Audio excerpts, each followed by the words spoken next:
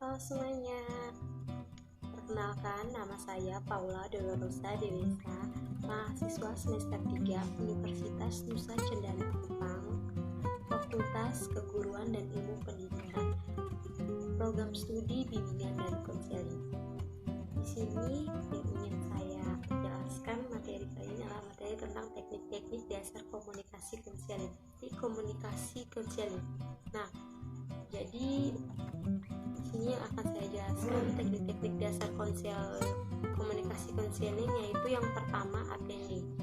Attending adalah keterampilan atau teknik yang digunakan konselor untuk memusatkan perhatian pada klien agar klien bebas mengekspresikan atau mengungkapkan tentang apa saja yang ada dalam pikiran, perasaan, ataupun tingkah lakunya. Keterampilan attending meliputi yang pertama, posisi badan, yaitu termasuk gerak isyarat dan ekspresi muka. Yang kedua, kontak mata.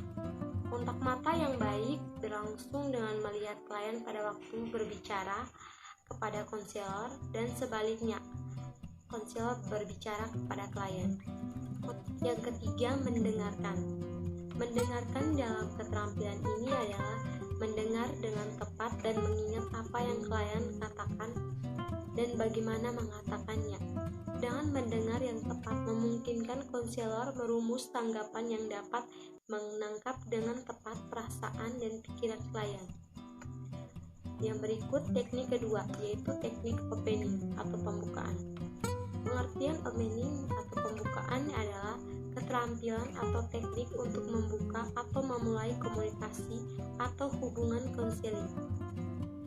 Yang berikut teknik ketiga, yaitu teknik acceptance atau penerimaan. Adalah teknik yang digunakan konselor untuk menunjukkan minat dan pemahaman terhadap hal-hal yang dikemukakan klien. Bentuk-bentuk dari teknik acceptance ini yaitu verbal dan non-verbal. Yang keempat, teknik restatement atau pengulangan. Restatement atau biasa dibilang pengulangan kembali adalah teknik yang digunakan konselor untuk mengulang atau menyatakan kembali pernyataan klien sebagai atau seluruhnya yang dianggap penting. Yang berikut teknik kelima, yaitu reflection of feeling atau pemantul perasaan. Reflection of feeling itu merupakan teknik yang digunakan konselor untuk memantulkan perasaan atau sikap yang terkandung di balik pernyataan kliennya. Yang berikut yang keenam, teknik clarification. Teknik clarification atau klarifikasi ialah teknik yang digunakan untuk mengungkapkan kembali isi pernyataan klien dengan menggunakan kata-kata baru dan segar. Bentuk respon konselor dari teknik ini yaitu didahului oleh kata-kata pendahuluan pada dasarnya, pada pokoknya, pada intinya, singkat kata, dengan kata lain, dan sebagainya. Oke, yang ketujuh, teknik parasing.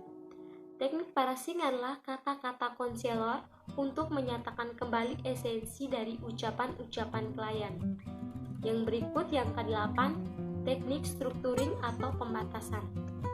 Teknik structuring atau pembatasan adalah teknik yang digunakan konselor untuk memberikan batas-batas atau pembatasan agar proses konseling berjalan sesuai dengan apa yang menjadi tujuan dalam konseling. Yang berikut teknik ke-9, yaitu lead atau pengarahan. Lead atau pengarahan merupakan teknik atau keterampilan yang digunakan konselor untuk mengarahkan pembicaraan klien dari satu hal ke hal lainnya secara langsung. Keterampilan ini sering disebut keterampilan bertanya karena dalam penggunaan hanya menggunakan kalimat-kalimat tanya. Tujuan dari keterampilan lead ini adalah mendorong klien untuk merespon pembicaraan, terutama pada awal-awal pertemuan. Yang berikut teknik ke-10, silent atau diam.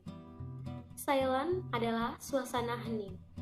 Tidak ada interaksi verbal antara konselor dan klien. dalam proses konseling. Tujuan dari teknik silent ini digunakan itu yang pertama, memberikan kesempatan kepada klien untuk istirahat atau menstabilitaskan pikirannya dan perasaannya, atau menstabilitas kalimat yang ingin dia ungkapkan atau ingin dia kemukakan kepada kita. Terus yang kedua, tujuannya itu mendorong klien untuk memotivasi klien mencapai tujuan konseling.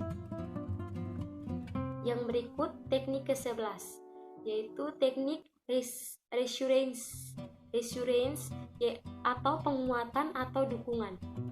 Reassurance adalah keterampilan atau teknik yang digunakan oleh konselor untuk memberi dukungan, penguatan terhadap pernyataan positif klien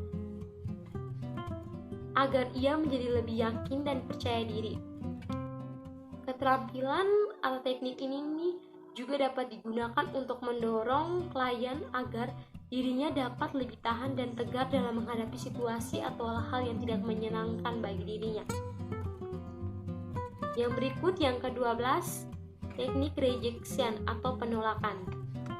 Nah, pengertian dari teknik rejection yaitu keterampilan atau teknik yang digunakan konselor untuk melarang klien melakukan rencana yang akan membahayakan atau merugikan dirinya atau orang lain. Yang berikut yang ke-13, teknik advice atau saran atau nasihat. Teknik advice adalah keterampilan atau teknik yang digunakan konselor untuk memberikan nasihat atau saran bagi klien agar dia dapat lebih jelas pasti mengenai apa yang akan dia kerjakan berikutnya. Terus yang keempat, teknik yang ke-14 yaitu teknik summary atau ringkasan atau kesimpulan.